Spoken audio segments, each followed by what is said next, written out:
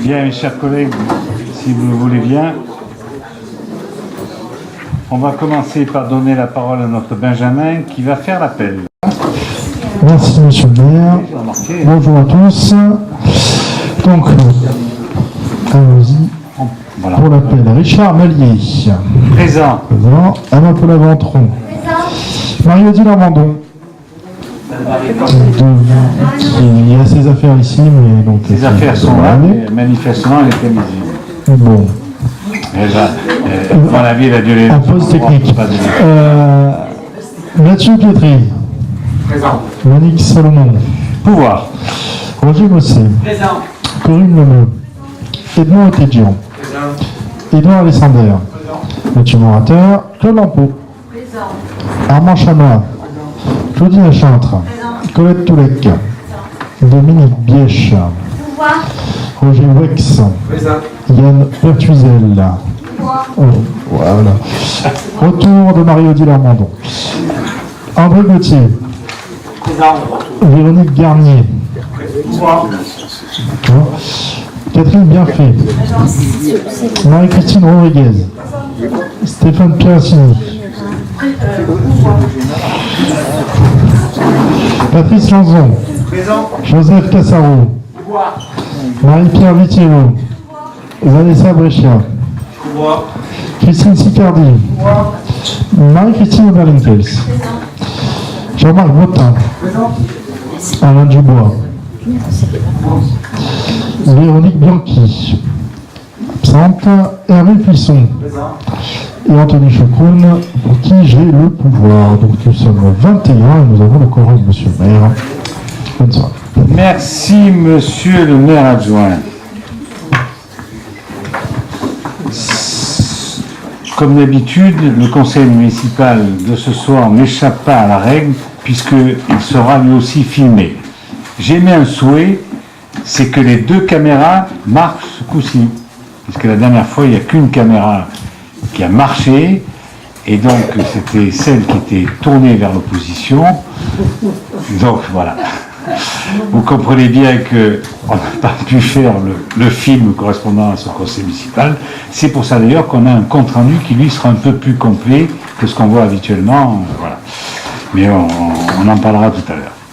Mais permettez-moi de remercier tout simplement tous les acteurs du Salon du Bien-être dont la fréquentation fut en forte hausse.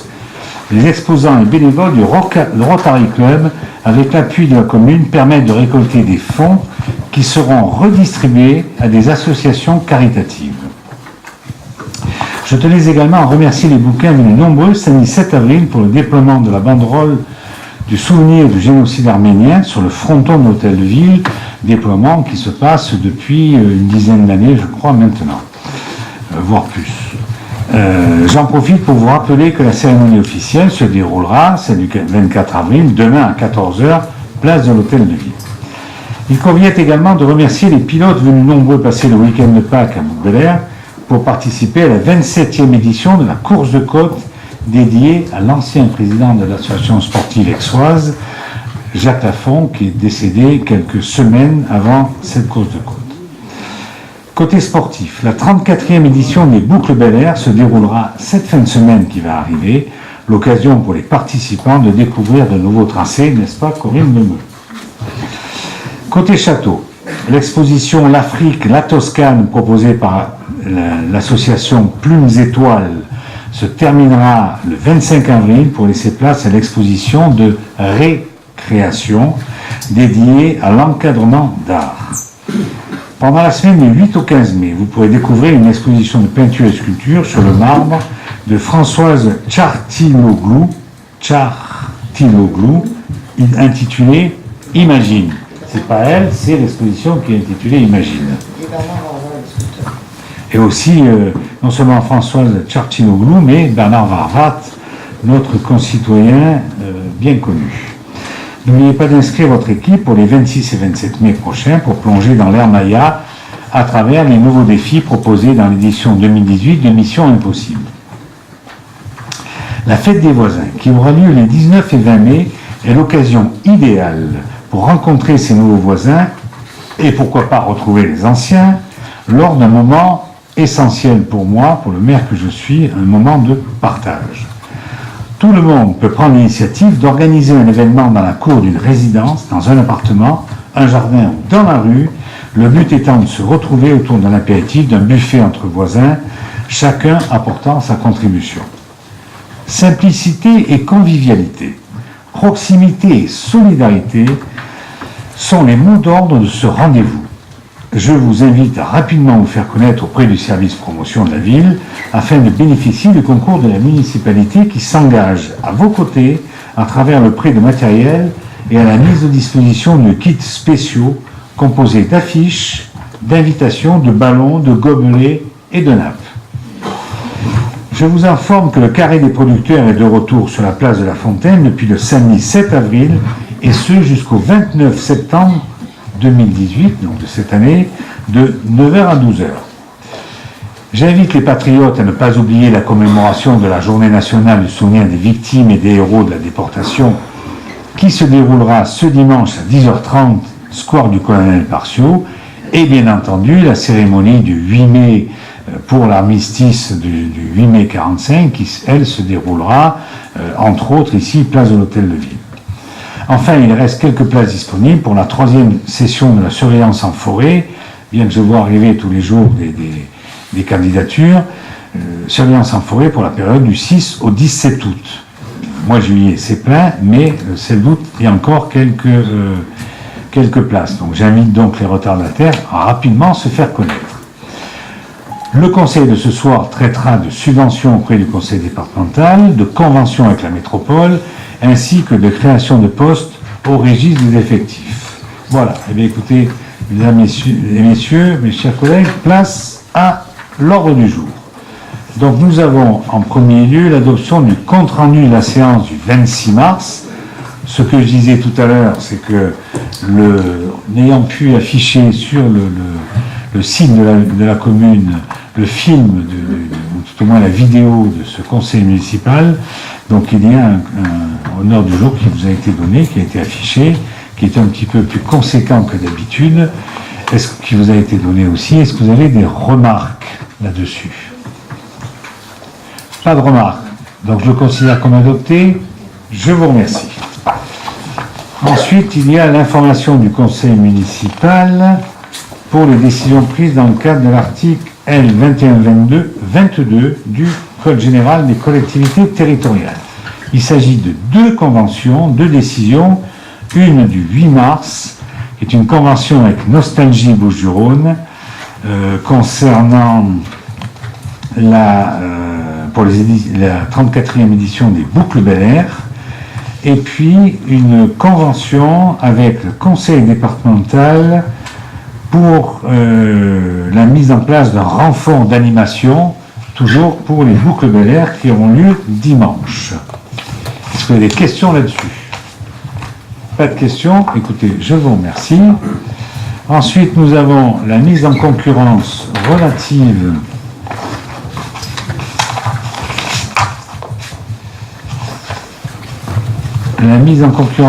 à la participation des collectivités territoriales et de l'établissement public au financement de la protection sociale complémentaire de leurs agents par le CDG 13. Bon, il s'agit tout simplement, nous avons actuellement une convention avec le CDG. Le CDG doit renouveler son appel d'offres, donc il fait un appel à candidature. Avant de lancer son appel d'offres, il nous a demandé si nous renouvelions notre partenariat avec lui. Donc il s'agit de dire, moi je vous propose de dire oui, sachant que ça ne nous implique pas dans quoi que ce soit, puisqu'en fonction du contrat, enfin de l'appel d'offres qu'ils signeront, nous pourrons prendre ou ne pas prendre. Donc je vous propose tout simplement de nous mettre avec eux, et puis on verra bien ce qui va se passer. Est-ce que vous avez des questions là-dessus, cette délibération? Pas. Monsieur Pisson, vous avez la parole.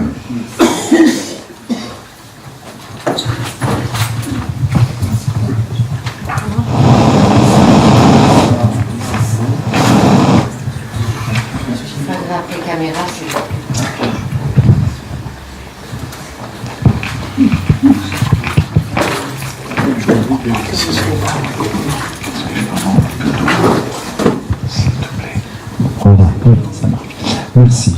Bonjour. Donc, oui, une question. Actuellement, les garanties d'assurance complémentaire santé et prévoyance pour les agents existent et relèvent du contrat porté par le CDG 13 ou est-ce autre chose ou rien? Non, c'est ça. Hein. C'est ça, et c'est ce que vous avez simplement demandé on dit au CDG, ok, on remarche avec vous, mais on verra bien ce qu'il y aura à l'arrivée. Donc on prendra ou on ne prendra pas à ce moment-là. On prendra évidemment avec l'avis des agents, il me semble que c'est le premier concerné. Donc plus de questions là-dessus, donc je mets au voie cette délibération, voix contre, il n'y en a pas, abstention, non plus unanimité, je vous remercie. Ensuite nous avons création d'un poste au registre des effectifs. Il s'agit d'ouvrir un poste pour stagiairiser quelqu'un que nous avons actuellement sous contrat. Son contrat se terminant tout début juin, il vous est proposé de créer ce poste pour stagiairiser cet agent-là, qui donne complètement satisfaction. Est-ce que vous avez des questions là-dessus? Pas de questions. Donc je me vois cette délibération, voix contre, il n'y en a pas, abstention non plus, unanimité, je vous remercie. Ensuite, nous avons création de 8 postes non permanents pour faire face à des besoins liés à des accroissements temporaires d'activité. En fait, le nouveau trésorier nous a demandé de prendre une telle délibération. Voilà, bon, ça a changé de trésorier en début d'année et elle nous demande de prendre cette délibération pour pouvoir nommer des contractuels qui sont vacataires, qui sont contractuels dans le cadre d'accroissement temporaire d'activité. Bon, voilà. Donc je vous propose de créer 8 postes. Voilà, il s'agit donc d'un poste à temps complet au scolaire, grade d'adjoint technique territorial, pour un agent polyvalent d'entretien et de service. Un deuxième, la même chose. La troisième, c'était justement le conducteur d'engin, si vous voulez, qui arrive début juin, qui arrive en fin de contrat. Le placier, donc c'est un poste d'adjoint technique territorial, c'est à temps non complet pour 20 secteurs hebdomadaires. C'est le placier qu'on a récupéré à la suite de la DSP qui a pris fin avec la société Mandon pour le marché. Donc c'est en fait un poste qui sert le mardi soir, le jeudi matin et le dimanche matin. Donc on avait ce placier qui était donc à temps non complet et qui était contractuel, gardien un adjoint technique territorial pour gardien de complexe sportif. Donc c'est un contractuel qui lui verra son contrat se finir en mars 2019. Un adjoint territorial principal de 2e classe dont le contrat se termine le 9 juillet. Un adjoint territorial un adjoint administratif territorial à la promotion de la ville dont le contrat se termine en mars 2019, ainsi qu'un adjoint administratif territorial dont le contrat se termine le 19 novembre, qui lui est à temps complet aussi. Voilà. Est-ce que vous avez des questions là-dessus? C'est suffisamment technique, je vous l'accorde. Madame Berlinkel, je soupçonne que vous vouliez parler. Écoutez, vous avez la parole. Oui, en fait, j'aimerais des précisions parce que c'est vrai que vous voulez s'en donner certaines, mais quand on voit création de postes non permanents, donc j'aimerais que vous puissiez expliquer cette notion de permanence ou pas. D'autre part, on est actuellement en train de voter des personnes qui sont déjà en poste, dont certains depuis le 1er septembre 2017. Donc, dont certains seront, comment dirais-je, prolongés dans le contrat, etc. Donc, expliquez-nous pourquoi ce vote, il intervient seulement lorsque les gens sont déjà en poste. Je voulais expliquer, Madame Berlinkel, je vous ai dit avant d'entamer cette délibération, de nous faire une énumération, je vous ai dit qu'il s'agissait de contractuels qui étaient embauchés sur d'autres postes, mais qui ne satisfont pas le trésorier actuel, donc qui refusent de les payer si nous n'avons pas cette création de postes. Donc il faut qu'on crée ces postes-là de manière à pouvoir payer ces contractuels qui sont des agents qui travaillent déjà dans notre administration. Vous voulez dire qu'ils sont déjà embauchés, mais pas sur les postes qui sont annoncés actuellement. Et la définition du poste sur lequel ils sont ne convient pas au trésorier, donc elle refuse de les payer si on n'a pas cette délibération.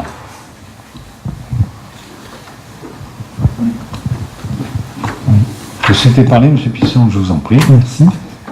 Donc, quand il est écrit pour des raisons de régularisation, cette délibération prendra un effet rétroactif à compter du 1er mars, c'est-à-dire que le risque, c'est qu'il ne soit pas payé à partir du 1er mars, ou est-ce qu'il y avait déjà eu des remarques du côté du trésorier? Il n'y a pas eu de remarque par l'ancien trésorier, mais le nouveau trésorier veut qu'on ait cette délibération. Voilà, donc, et vous verrez qu'après, il y en a encore une autre qui suit, c'est celle d'après, la modalité de recouvrement et rémunération des vacataires lors des événements. Le nouveau trésorier refuse de les payer, voilà. Si on n'a pas délibéré là-dessus. Sinon, qu'est-ce que vous entendez par poste non permanent? C'est des postes qui sont pris pour accroissement temporaire d'activité. Par exemple, vous avez quelqu'un qui est en longue maladie, donc on peut l'embaucher là-dessus, ou on peut l'embaucher aussi, non mais laissez-moi finir, on peut l'embaucher aussi en remplacement, mais ça veut dire que son état de durée est déterminé, tandis que là on a une durée qui est bien définie, puisqu'on considère qu'un accroissement temporaire d'activité, quelle que soit la cause. Mais c'est vrai, quand vous prenez quelqu'un en remplacement de quelqu'un qui est en maladie, le jour où il n'y a plus d'arrêt maladie, vous remerciez la personne qui s'en va et qui peut aussi nous poser des problèmes, d'ailleurs, pour lui payer son congé. Si ce n'est que quand il y a un remplacement, c'est pas sur le principe, c'est pas l'accroissement temporaire d'activité, c'est le remplacement de personnes en maladie. C'est donc c'est pas la bonne terminologie. Quant à l'accroissement temporaire d'activité, moi sur la plupart des postes ou sur le caractère non permanent, j'ai des doutes. Mettez des doutes, mais vous avez dans la liste que je vous ai donnée, vous avez bien un cas où une personne qui est aujourd'hui sous contrat et que l'on stagiairisera et titularisera après si le stage est bon. Vous avez un exemple. Et qu'on a embauché comme accroissement temporaire d'activité. En fait, cette personne remplaçait plus qu'un agent malade. Oui, là, je prends le cas de la secrétaire du maire, par exemple. Vous avez une secrétaire qui est partie à la retraite. Secrétaire du maire et des élus. D'accord, qui est partie à la retraite. Donc, le poste que je vois, secrétaire du maire, ça ne peut pas être un accroissement temporaire c'est le remplacement de quelqu'un qui est parti à la retraite qui est remplacé par un contractuel. Qui était déjà là avant comme contractuel. Elle a été embauchée avant. La secrétaire du maire, Martine Pereira, qui était là depuis 85, si je ne m'abuse. Le secrétaire du maire. Non, je ne crois pas. Je crois que c'était 85. Bon, enfin, on n'est pas un an ou deux près. Martine Pereira, qui est partie à la retraite, a été remplacée par cette personne qui était dans un autre service. Elle était déjà là. Oui, d'accord, mais ce n'est pas juste par... Enfin, je veux dire, ce poste devait être remplacé. On n'a pas... Madame Berlinkels, je crois que les choses sont suffisamment compliquées. Je veux dire, parce que suivant le personnage qu'on a au-dessus, là, celle-là dit non, ce que faisait l'autre avant ne me convient pas. Donc je vous dis qu'on a tous ces contractuels, on les a embauchés avant qu'elle arrive. Aujourd'hui, elle nous dit, on ne paiera pas si vous ne prenez pas une telle délibération. Donc, soit vous allez pinailler, chercher la virgule, le point, le cheveu, le machin, tout ce que vous voulez, mais en tout cas, moi je vous dis que cette délibération, je la mets aux voix. Si vous ne voulez pas la voter, vous ne la votez pas, c'est votre problème, mais parce que moi j'ai besoin de payer mes agents. Vous comprenez? Ces agents sont déjà contractuels depuis un moment. Pour certains, ils sont contractuels depuis, puisque leur contrat se finit au mois de juin, donc ils sont déjà contractuels depuis plus d'un an. Si, ils ont un contrat. Ils ont été payés depuis 10-12 mois déjà comme ça, mais elle nous dit maintenant, c'est plus possible. Voilà. Bon, écoutez, moi Je vais vous lire notre position. Mais je la connais, votre pense- position, il faudrait prendre que les titulaires. Mais il y a des raisons, Et bon, ce qu'on analyse là depuis quelques mois, c'est que depuis un an, il y a une rupture nette dans la gestion des ressources humaines de la commune. Lors du conseil municipal du 4 décembre dernier, nous avions fait part de notre opposition, comme nous l'avions déjà fait le 19 décembre 2016, en ce qui concerne les modalités que vous mettiez en place au titre du nouveau régime indemnitaire dénommé RIFSEP. En effet, vous avez décidé de donner au complément indemnitaire annuel, le CIA, non garanti, un poids extrêmement fort aux dépens de la part sécurisée du salaire des agents. Certes, ce choix répond à la mode actuelle, qui veut faire croire que les agents sont meilleurs si leur revenu est moins bien garanti. Mais ce n'est qu'un choix totalement idéologique, imaginé par des économistes libéraux qui n'ont jamais eu à gérer la moindre équipe de salariés. Les effets sont en effet très souvent négatifs, disparition de la notion de service public, individualisme exacerbé, insécurité personnelle, cas de conscience permanent pour les chefs de service et éventuellement rémunération à la tête. D'ailleurs, les entreprises premières de cordée ont abandonné depuis longtemps ce type de gestion qui date du siècle dernier. Mais manifestement, à Bel-Air, le changement ne s'arrête pas là. Lors de la présentation du rapport d'orientation budgétaire, nous avions noté que 17 titulaires avaient disparu des effectifs en 2017. Vos explications, pour le moins confuses, nous ont amenés à focaliser le débat relatif au budget primitif 2018 du 26 mars dernier sur l'aspect ressources humaines. Car les prévisions budgétaires relatives aux frais de personnel n'ont fait que confirmer cette alerte. Le budget prévoit une dépense de 400 000 € inférieure sur cette ligne à celle à laquelle on pouvait normalement s'attendre. Certes, on peut à la marge faire aussi bien avec moins, mais 10% de chute d'effectifs, on ne comprenait pas bien. Eh bien ça y est, on comprend, une réponse est donnée aujourd'hui, on remplace des titulaires par des CDD, si ce n'est qu'en matière de création de postes dits non permanents, il faut que l'aspect non permanent soit effectif. Or, les postes sont créés pour 12 mois sur 12 mois et sur des postes qui relèvent du fonctionnement classique d'une commune pour des tâches qui n'ont rien d'occasionnel et qui sont manifestement durables. Et si l'on regarde, j'en profite, les 3 rapports suivants, relatifs aux emplois dénommés de vacataires, on comprend que c'est toute la hiérarchie des emplois qui est tirée vers le bas. Car des gens qui font pour la commune des tâches, certes intermittentes, mais de façon régulière, ne peuvent pas être considérés comme des vacataires.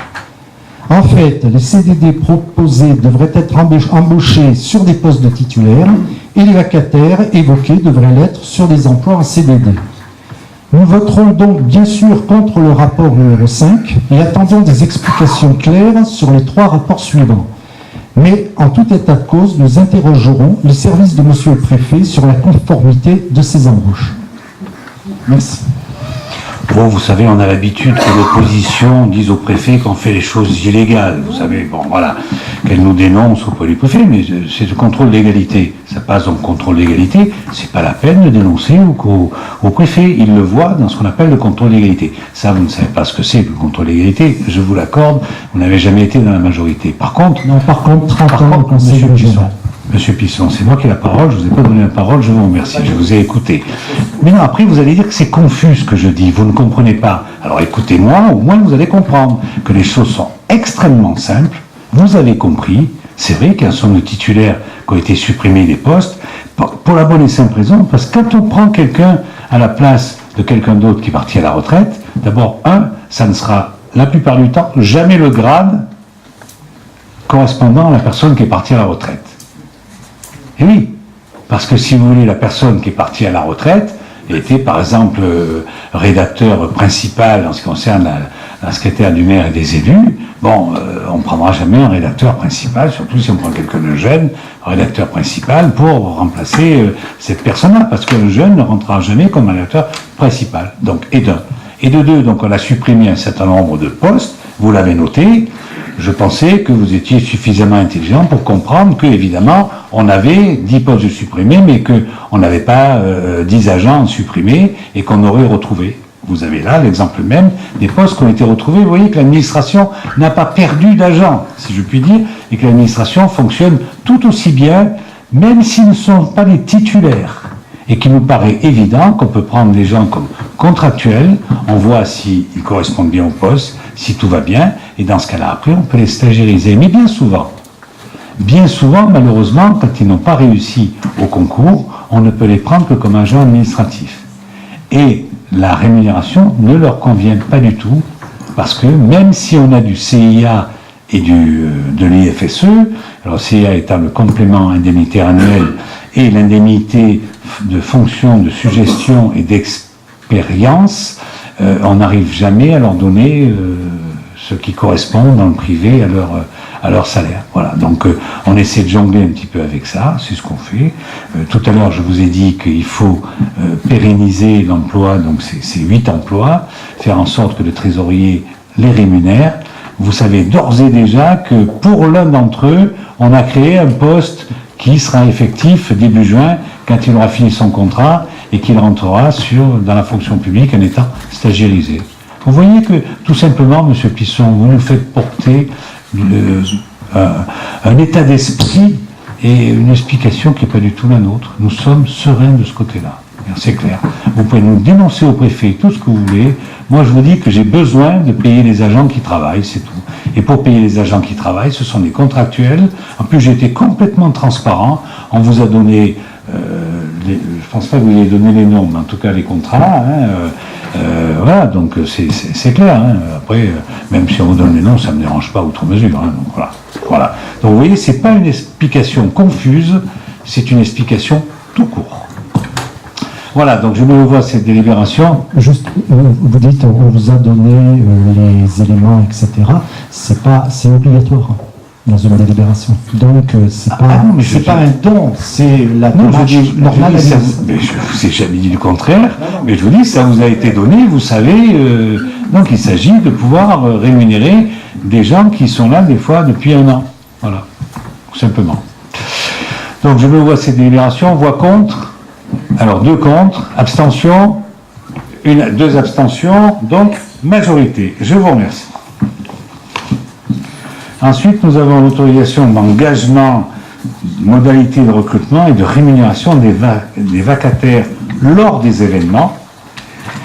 Alors, c'est simple, c'est le même truc, c'est-à-dire qu'on vous propose de rémunérer les agents recrutés dans ce cadre autour de 58 € bruts par vacation. Il s'agit de vacations pour des événements exceptionnels. Donc il y en a suffisamment dans la commune de Bourbelaire. Tout à l'heure, je parlais de Mission Impossible. Il y en a d'autres grands événements. Donc voilà, c'est pour pouvoir embaucher et payer. Et je suis clair là-dessus. C'est notre différence principale peut-être. Il n'y a peut-être pas que celle-là, mais en tout cas c'est vrai. C'est vrai que nous embauchons des jeunes au titre de vacation et qu'il n'est pas question de créer des emplois permanents pour gérer tous ces événements que nous faisons sur la commune. Voilà. Donc là, encore une fois, c'est tout simplement ça, que le conseil municipal m'autorise à engager, recruter et rémunérer ces vacataires lors de ces événements. Il n'y a pas de questions, donc je me vois cette délibération, voix contre, 2 contre, abstention, donc 2 contre et tout le reste pour. Merci. Ensuite, il s'agit toujours de la même chose, mais pour participer au temps périscolaire. Voilà. Donc, il vous est proposé pour le temps méridien de faire une vacation à 26 €, pour le temps d'activité périscolaire 26 €, et pour la garderie et l'étude surveillée de 1 heure 13 €, 1h30 19 € et 2 heures 26 €. Voilà. Question ? Oui, Madame Overlinkels, vous avez la parole. Oui, il n'y a plus de TAP. Donc les vacations pour le temps d'activité périscolaire concernent qui? Enfin, concernent quoi? Quels sont Est-ce que vous avez des personnes qui sont déjà concernées par... Pour l'instant, non. Mais je préfère, moi, dans la délibération, voir tout le panel de manière à ce que si on a besoin, on n'ait pas besoin de repasser devant le conseil municipal. Voilà. Garderie études surveillées, oui. Temps méridien, oui. Aujourd'hui, les temps d'activité périscolaire, c'est vrai, ne sont plus prévus, puisque depuis la rentrée, nous n'avons plus les TAP, mais on ne sait jamais, j'ai préféré qu'on le prenne comme on avait auparavant. Juste un clin d'œil, pour la vacation, pour les garderies et l'étude surveillée, 1h30, vous auriez pu mettre 19,50 €, parce que la demi-heure qui s'ajoute à l'heure est moins bien payée que l'heure entière. Vous avez raison, M. Plisson. Vraisemblablement, on a fait un arrondi, je ne sais pas pourquoi, mais on l'a fait. Alors, est-ce qu'il y a beaucoup de 1h30 ? Il y en a de 1h30 ? Tu commences à la nuit, c'est jusqu'à 6h. Alors écoutez, on passe à 20 alors. On arrondit au-dessus plutôt que d'arrondir en dessous. Allez, on passe à 20. Pour 1h30, on est à 20 et 2h, on est à 26. Ok, donc je mets au voie cette délibération. Voix contre. 2 contre. En plus, j'ai voulu, voilà. J'ai voulu vous écouter, j'ai trouvé que c'était pertinent pour une fois. Votre question était pertinente. Voilà. Pourquoi payer moins 1h30 qu'on paye 1 heure ? C'était ça, vous avez raison. Bon. Eh bien tant pis, j'ai essayé. Alors voix contre, il y en a 2. Abstention, il n'y en a pas. Donc majorité, je vous remercie. Ensuite, on a une autorisation d'engagement, modalité de recrutement, rémunération d'un vacataire intervenant pour la rédaction de la revue municipale. Donc c'est la même chose, on fait tous les vacataires. Voilà, c'est simple. Donc lui, il vous est proposé de lui mettre l'indice brut 420 en majoré 372. Voilà. Est-ce que vous avez des questions là-dessus ? Pas de questions, donc je mets au voie cette délibération. Voix contre ? Voix contre ? 2 contre. Abstention, il n'y en a pas. Majorité, je vous remercie. Ensuite, on a la signature de la convention habitat entre la commune et la métropole d'Aix-Marseille-Provence, modalité d'organisation fonctionnelle pour la mise en œuvre de la convention cadre habitat à caractère multisite conclue entre la métropole et l'EPF. Et c'est moi qui dois vous parler de ça aussi. Bon, mais écoutez, je vais vous en parler. Voilà, il y a un nouveau dispositif qui a été délibéré fin 2017. Vous savez que c'est une compétence métropole, c'est plus la CPA. Donc en fait, il faut redélibérer sur une convention spécifique entre les trois, mais ça ne change rien par rapport à celle que nous avions avant. C'est bien ça, hein ?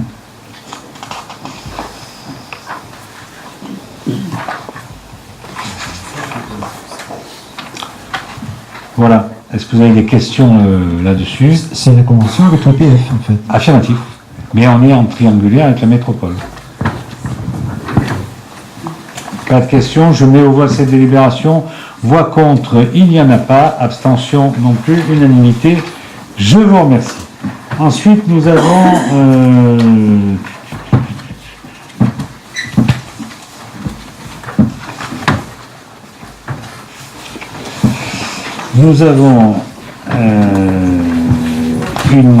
l'attribution de compensation 2018 socle. En fait, la socle, ils nous retiennent la somme de 102 000 francs. Non, pardon, ils nous rajoutent la somme de 102 000 €, pardon, portant la compensation socle à 4 97 396. Les 102 millions étaient en fait l'intégration d'une DSC supplémentaire que nous avions obtenue, c'est ça, en 2015. C'est un rapport de... Le rapport 10, on va passer après la seconde. Bon, ben alors j'ai mis le 11, voilà. En fait, il m'avait mis en dessous de ça, c'est pour ça. Voilà, on fait celui-là, mais on reviendra au 10 après. Une demande de subvention, vous l'aurez après. Ah non, moi j'ai... Parce qu'elles sont dans des ordres... Non. Moi j'ai bien en 10 attribution de compensation et en 11 demande de subvention auprès des conseils départementaux. Moi sur l'ordre du jour, j'ai bien ça moi. Hein, donc, voilà. Mais ça n'a pas d'importance. Moi j'ai bien délibération numéro 10. Oui, oui, il y a une inversion. Oui, il y a une inversion. Que ce soit le 10 ou le 11, l'idée est la même. Voilà. Donc là, on parle de compensation socle, sur laquelle on va enlever tout ce qui a été transféré à la métropole en charge. Et ne serait-ce que plus de 800 000 euros, qui était la dotation aux SDIS, que nous aurons donc en moins sur l'attribution de compensation, mais on aura donc la recette en moins dans la métropole, mais on aura en moins la dépense. Par contre, en transfert de compétences, on aura récemment le pluvial qui va les négociations que nous avons actuellement, va le mettre au niveau de 180 000 euros. Ce qui veut dire qu'on aura cette recette en moins. Parce que, évidemment, nous n'avons jamais eu 180 000 euros de pluvial. Pour la bonne et simple raison, c'est que la façon de voir de la métropole est la suivante. Vous avez des réseaux de pluvial, enterrés ou aériens, donc c'est pas le même prix, le mètre linéaire, mais on considère que le réseau enterré, le mètre linéaire, c'est 300 euros de mémoire, hein, c'est ça 300 euros le mètre linéaire, et qu'on amortit sur 50 ans. Mais nous, on n'a jamais amorti, puisque la plupart du temps, nous avons récupéré du pluvial qui était dans les lotissements, donc qui avait été fait par l'aménageur. La commune en elle-même n'a jamais fait quasiment jamais fait de pluvial, ou pas grand-chose. Donc, on n'avait pas cette dépense, on l'avait pas en tout cas en dotation aux amortissements, c'est clair, mais par contre, demain, on l'aura. Alors, c'est vrai que moi, ça me plaît pas trop, parce que ça veut dire 180 000 euros de moins, et que j'ai l'intime conviction qu'on n'aura jamais 180 000 euros de fait en pluvial sur la commune. Voilà, donc bon, on n'a pas fini la discussion, mais sachez-le, je préfère le dire au conseil municipal, comme ça vous l'avez dans votre, un peu dans un petit coin de votre cerveau. On aura à redélibérer là-dessus. Voilà. Question là-dessus? Je n'ai pas été confus, monsieur Plisson? Non, parfois vous êtes bien précis. Merci. Surtout quand les questions ne vous posent pas de problème. Merci. Oh, ça ne me posait pas de problème. Hein. J'étais pas. C'est vous qui trouvez que c'était, mais moi ça ne me posait pas de problème. Hein. Voilà. Donc je me vois ces délibérations, voix contre, il n'y en a pas, abstention non plus, unanimité, je vous remercie. Ensuite, nous avons la demande de subvention auprès du conseil départemental au titre des acquisitions de réserves foncières de moins de 100 hectares en zone naturelle dans le cadre de la préemption des parcelles cadastrées section CK numéro 43 et 67 au lieu-dit Le Verger Sud. Voilà, c'était une DIA de 2017. Donc on demande qui nous a coûté 25 000 euros. Si on rajoute les frais notaires, on est à 28 400 euros. Et donc on demande au conseil départemental une subvention de 60%, soit 17 040. Et la participation de la commune, évidemment, vous l'avez tous compris, sont 40%, le reste, évidemment. Est-ce que vous avez des questions là-dessus? Monsieur Plisson, vous avez... Juste une précision, c'est la même chose que ce qu'on avait voté l'année dernière. Affirmatif. Oui. Mais là, on a voté, le maire avait préempté, donc on a voté l'acquisition, et maintenant on demande une aide au département. On verra si on l'a, on verra si on n'a pas. Voilà, c'est clair. On a récupéré quelques 17 000 euros, donc on ne va pas se plaindre. Si on peut récupérer, on les récupère. Plus de questions, donc je mets en voie de ces délibérations, voix contre, il n'y en a pas, abstention non plus, unanimité, je vous remercie. Ensuite, on va passer à Mathieu Pietri qui va nous parler des participations financières pour les séjours d'été éducatifs et sportifs pour les 7-17 ans, du 16 au 20 juillet, organisés évidemment par la commune. Oui, merci monsieur le maire. Oui, effectivement, donc cette délibération concerne la participation financière de la commune dans le cadre du séjour d'été des enfants au centre aéré. Donc celui-ci se déroule effectivement du 16 au 20 juillet à Seine-et-les-Alpes pour un montant total de 319,75 € par enfant. Il vous est effectivement proposé que la commune participe entre 0 et 50% du coût de ce séjour en fonction des revenus des familles et selon le tableau qui vous a été transmis à la délibération. Est-ce que vous avez des questions à Mathieu Pietri? Bon, c'est assez classique, hein.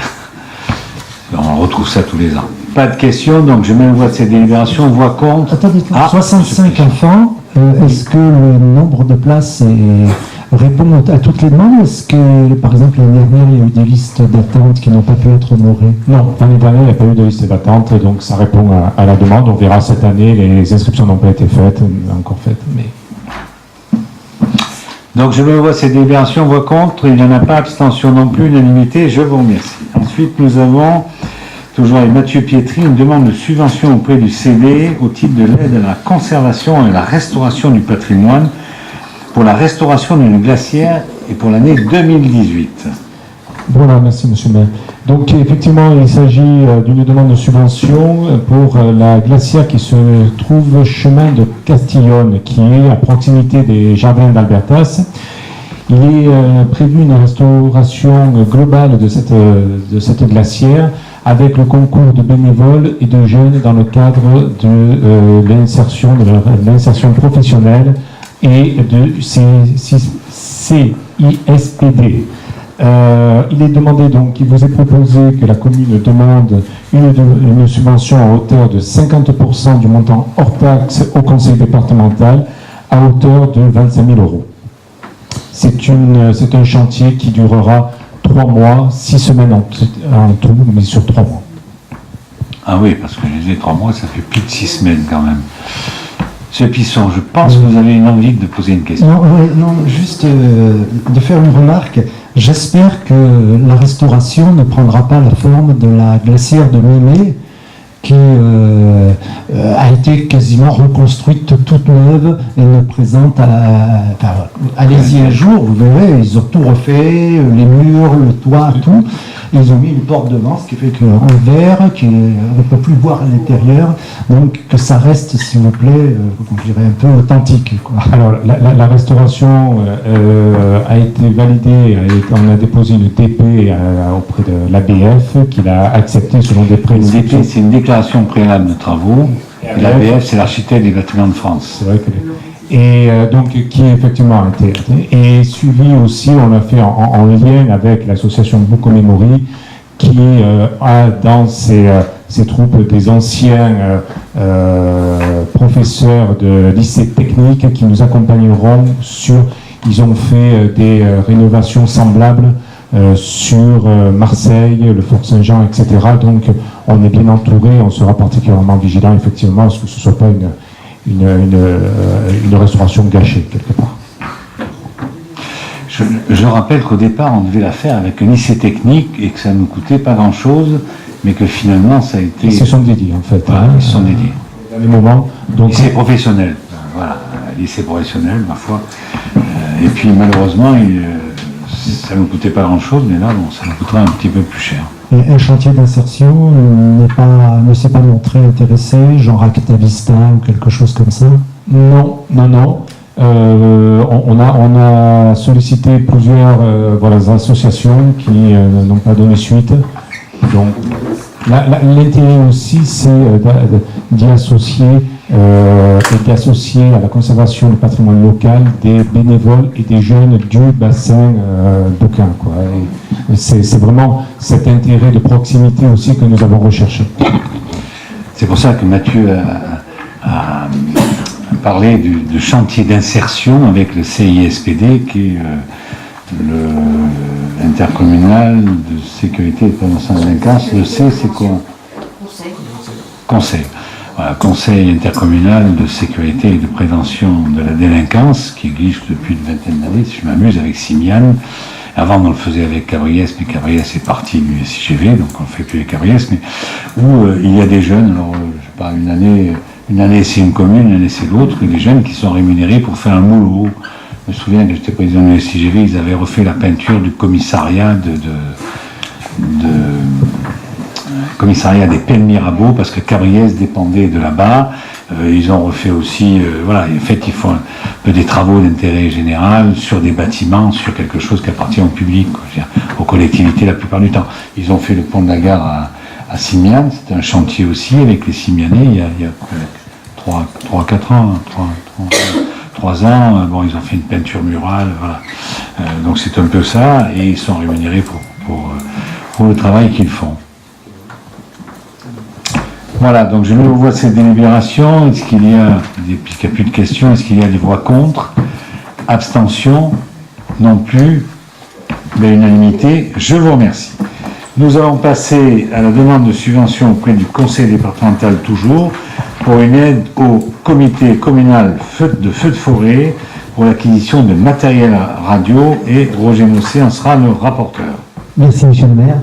Donc, le conseil départemental va pouvoir donner 60% de cette demande, de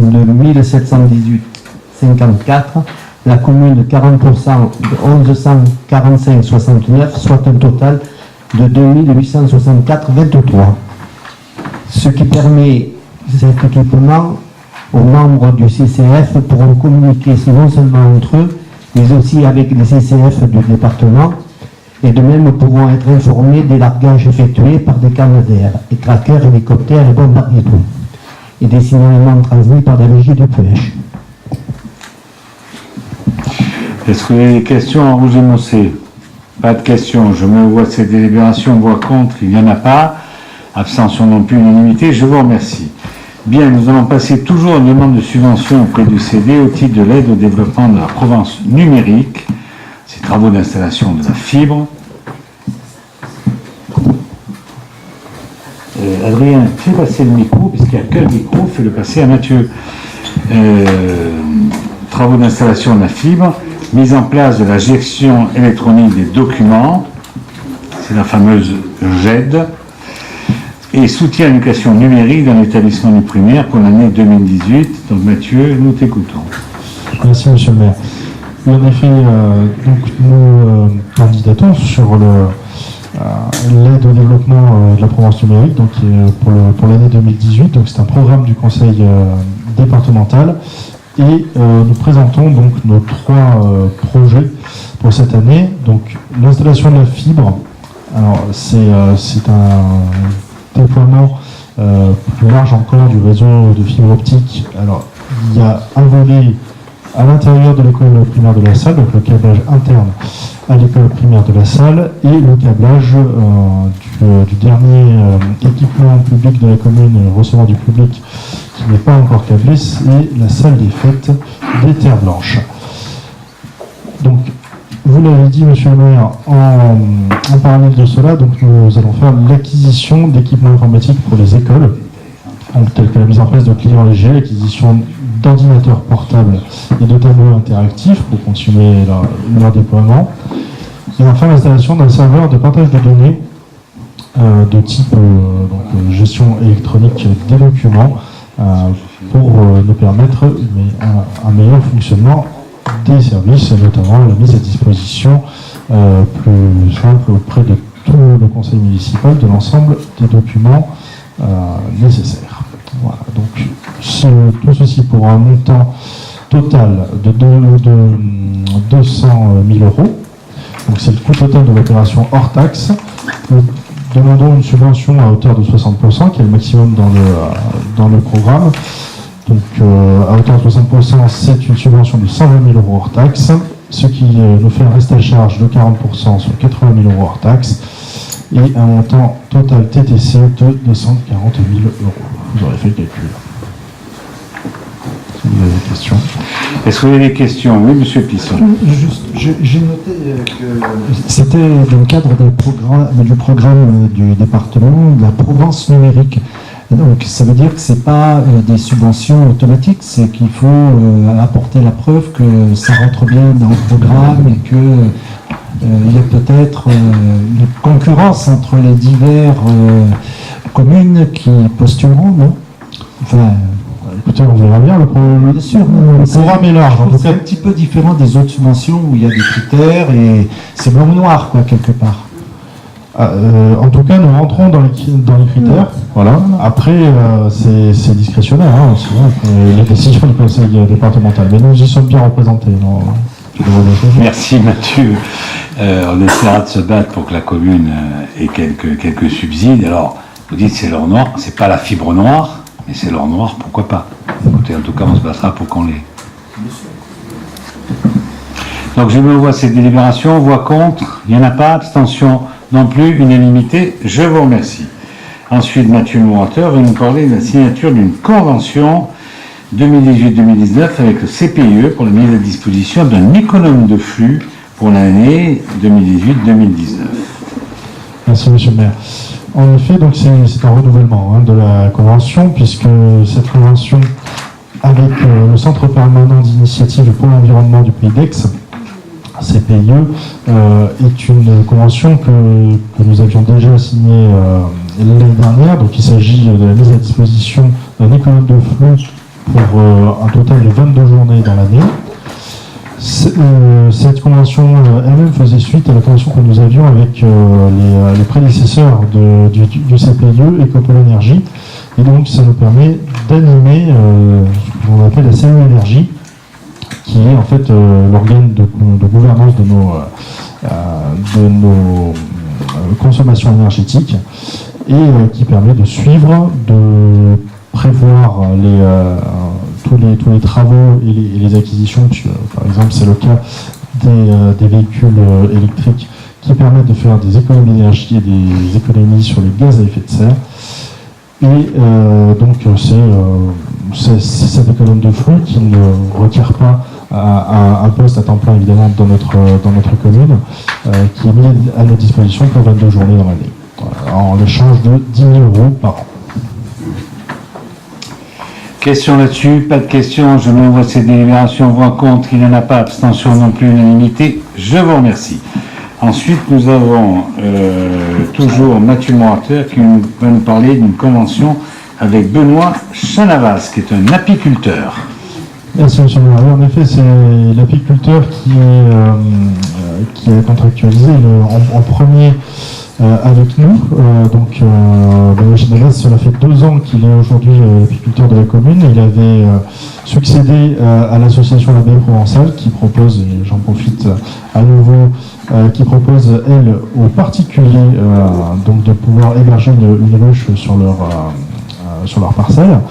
Donc Benoît Chanavas, il nous propose de renouveler en fait l'installation de 20 ruches au niveau de la rue Pierre-Mélo, donc du rucher qui l'occupe maintenant depuis 2 ans. Alors cette année, nouveauté, nous ne payons plus pour cela. Il le fait à titre gracieux parce qu'il y a une concurrence de plus en plus forte entre apiculteurs. Donc nous avons revu les conditions financières et il s'engage toujours à réaliser des interventions dans nos écoles et à nous laisser une partie de sa production. Voilà, petite partie de sa production certes, mais tout de même un petit peu. Voilà. Question à Mathieu Morateur. Monsieur Pisson, je sens que vous avez... Non, c'est pas une question. Je suis étonné de la formulation « est approuvé », dans l'article 1 de la délibération, « est approuvé l'auto-reconduction de la convention ». C'est pas une auto-reconduction, on nous demande bien d'approuver la reconduction, effectivement. Je pense pas que là, à mon avis, c'est un copier-coller, là. Parce que c'est pas un truc juridique qui dit que c'est l'autoreconduction. Un copier-coller, c'est quelque chose d'extraordinaire. Mais on a quelquefois des surprises avec le copier-coller. Voilà. Bien.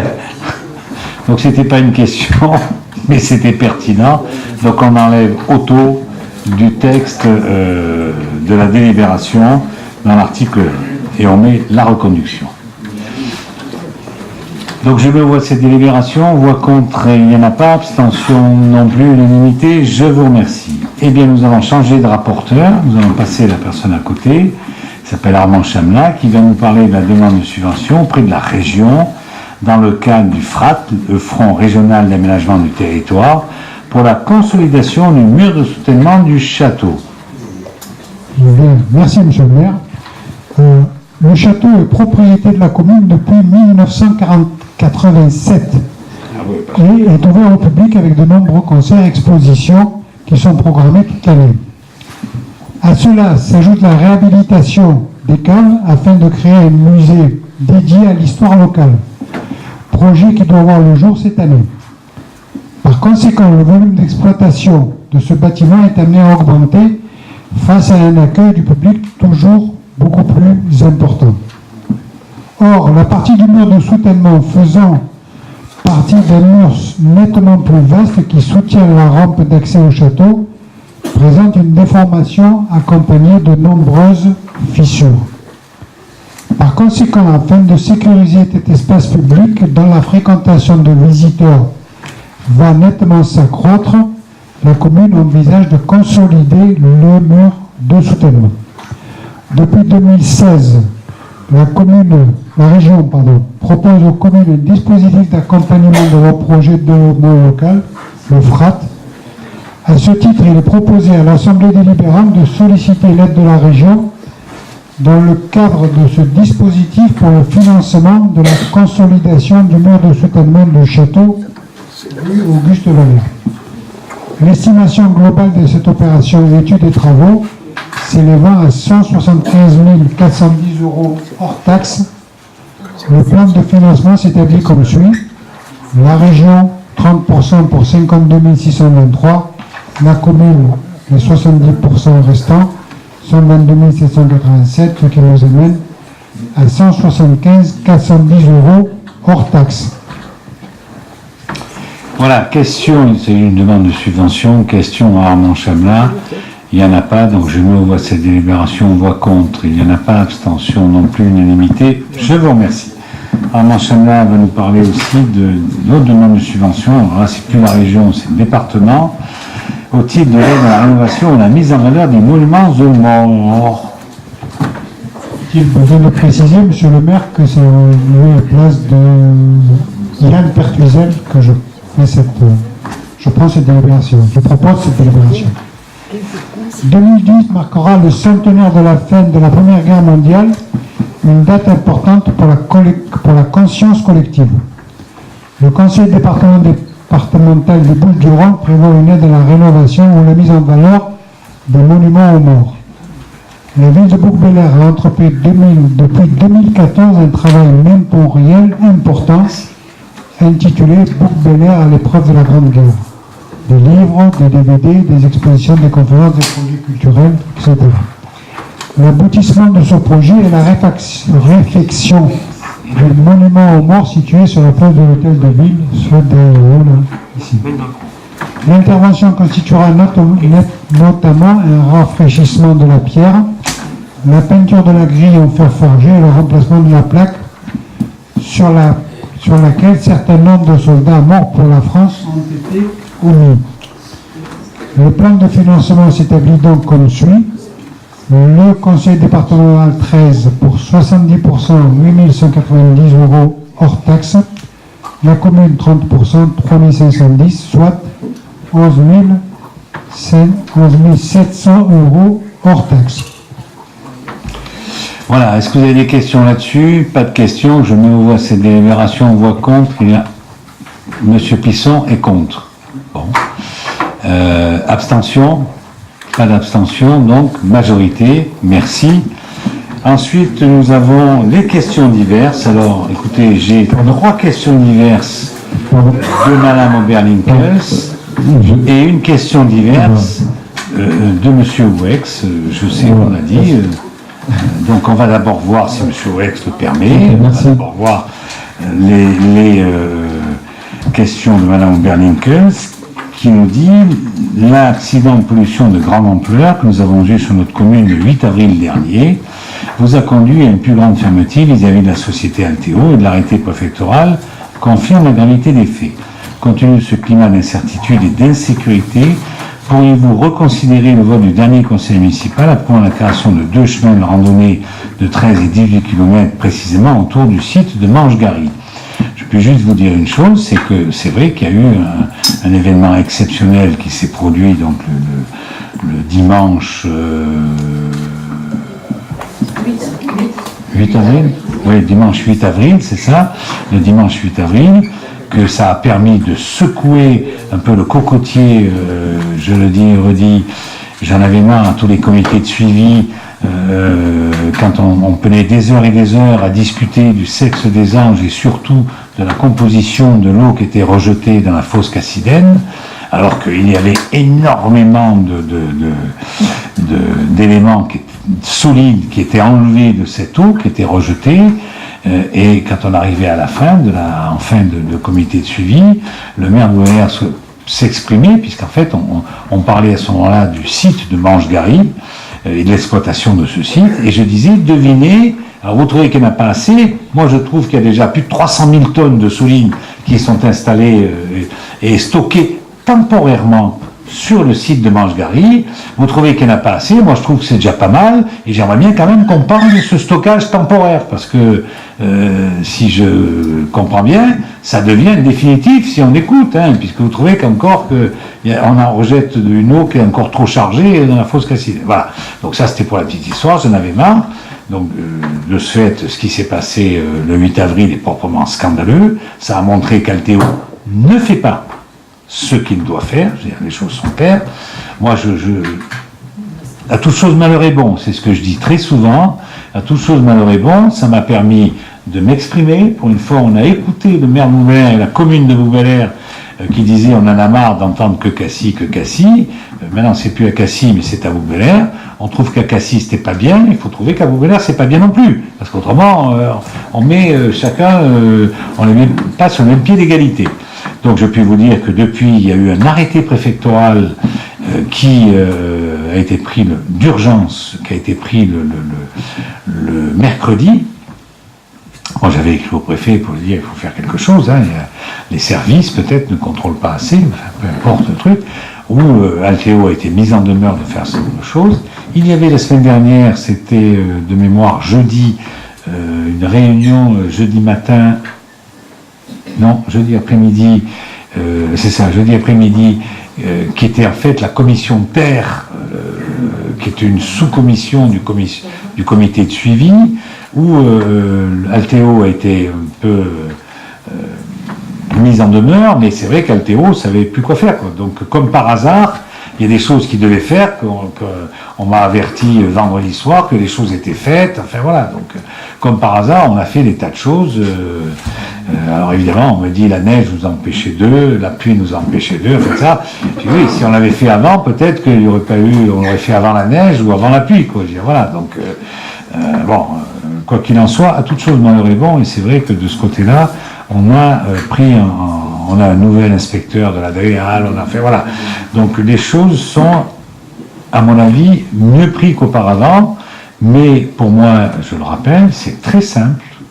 La commune de Bouver, enfin je ne sais pas à ce moment-là si c'est moi qui présiderai au destiné de cette commune ou pas, mais en tout cas, et si vous serez vous-même membre du conseil municipal, mais dans le cadre de la reconduite de l'arrêté d'exploitation, qui se finit en 2021, aujourd'hui, la commune de Bouver est amenée à se prononcer défavorablement, si LTO ne fait pas ce qu'il faut. C'est tout, c'est clair. Voilà. Bon. Donc après, les choses vont évoluer, il y a encore 2 ans, donc les choses, je pense, vont évoluer là-dessus. Pourquoi supprimer ces chemins de randonnée autour ? Moi, ce qui m'intéresse aussi, c'est que nos concitoyens puissent voir ce qui se passe là-bas, et je sais que j'ai beaucoup de remontées, les uns et les autres en parlent. Bon, la toxicité n'est pas encore prouvée, c'est clair, les enquêtes sanitaires, il y en a une qui est en cause, voilà. Donc après, on n'oblige pas les gens à aller sur ces chemins de randonnée. On leur dit tout simplement, voilà, il y a un chemin qui fait 13 km, un chemin qui fait 18 km. Je rappelle simplement que ces tracés ont été faits dans le cadre d'une commission extra-municipale, Corinne, une commission extra-municipale où tout un chacun peut amener, voilà. Donc c'est simplement une proposition, on n'oblige pas les gens à y aller. Votre deuxième question considère que dans plusieurs communes de notre région, les habitants se mobilisent et plusieurs réunions ont eu lieu en présence des maires contre les installations et le déploiement des compteurs communicants ou capteurs connectés dits Linky. Lors du dernier conseil, votre intervention évasive sur le sujet, pointant uniquement le fait qu'il n'y ait pas encore de déploiement sur Google Air, ne peut être considérée comme une réponse eu égard aux enjeux et aux risques liés à ce système. Aussi, nous serions gré de bien vouloir nous exprimer clairement votre positionnement pour notre commune. J'ai reçu dernièrement le comité anti-Linky des Bouches-du-Rhône qui m'ont expliqué leur position, ce que je vais vous proposer, ce que je vais proposer à nos concitoyens, ça sera marqué dans la prochaine revue, donc qui sortira début juin, c'est qu'on ait une réunion publique là-dessus, à laquelle participeront évidemment tous ceux qui veulent participer, qui va être une réunion de débat où on puisse savoir, que chacun puisse se prononcer en son âme et conscience. Ensuite, vous dites, lors du dernier conseil, la troisième question, c'est le dernier conseil municipal à l'OD. C'est quoi l'OD? Portant sur les subventions. L'obligation légale du jour, c'est. Non, OD. Ordre du jour.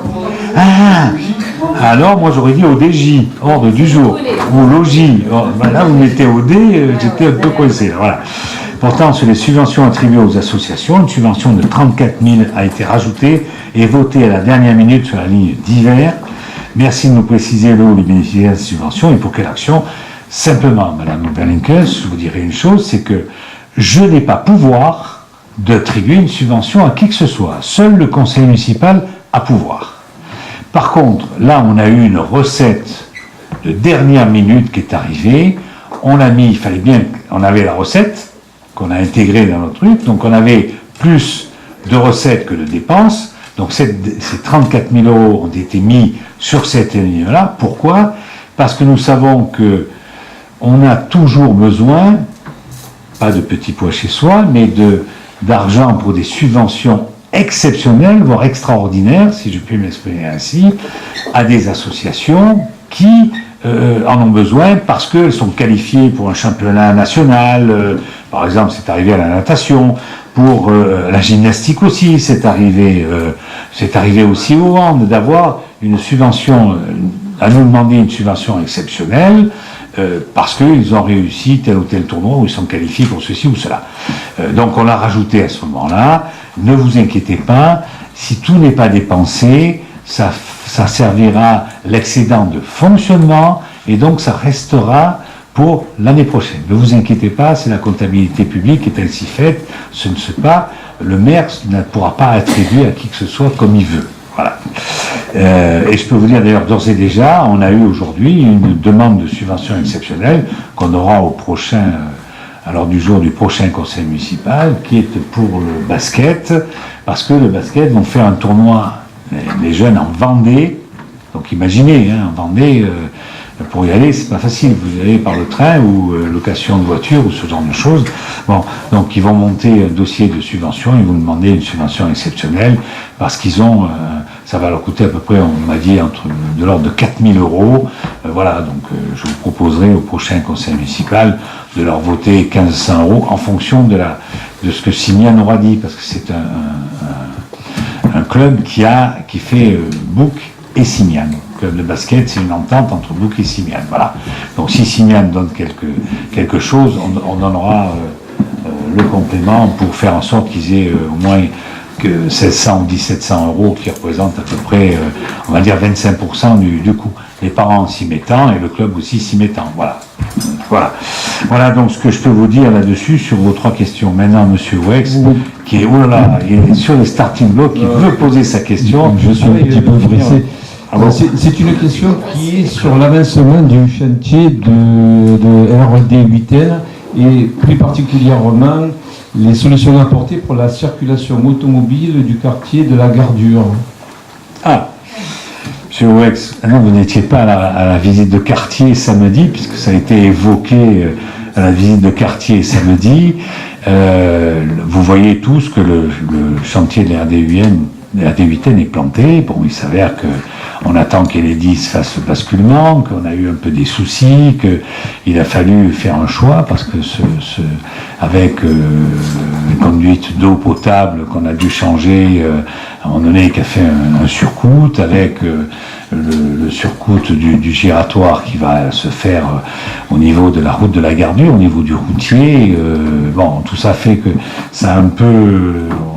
on a été obligé d'arrêter le chantier qui se fait sous l'égide du premier adjoint qui suit un peu ça.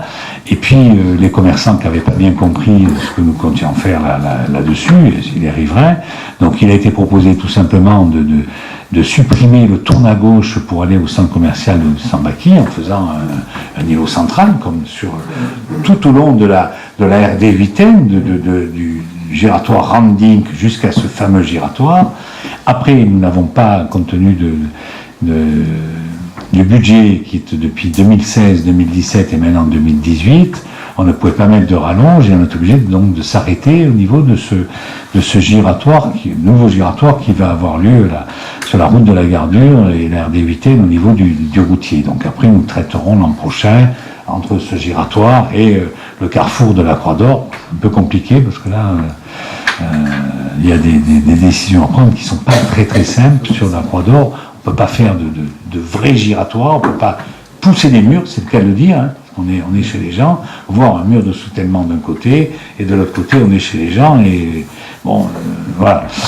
Donc le chantier va reprendre le mois prochain, le 14 mai, avec Enedis qui devrait intervenir dans le basculement des réseaux, aussi bien depuis Randing, hein, on doit basculer, il n'a pas encore été fait, et puis le chantier va reprendre avec le giratoire, et quand nous aurons le giratoire qui sera, un nouveau giratoire qui sera en circulation, à ce moment-là, le quartier de la Gardure sera sécurisé de la façon suivante.